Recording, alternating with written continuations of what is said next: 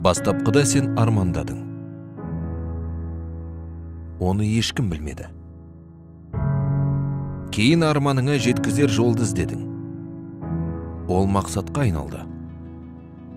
Саған ешкім сенбеді, мойымадың. Күлді, күш жинадың. Мүмкіндіктеріңді сараладың. Саған қайда асығып бара жатырсың дейтін. Ал сен мақсатыңа қарай нық қадам баса бердің.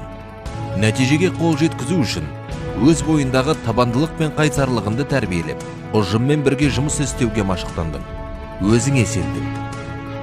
Білесің бе, сенің әрбір атқарған маңыздысың, күткеніңнен гөрі көп өзгерістер әкеледі. Міне, енді саған арманыңа жетуіңе, тарихта өшпес із қалдыруыңа мүмкіндіктер туып тұр. 2019 жыл. Сенің жылың, замандасым.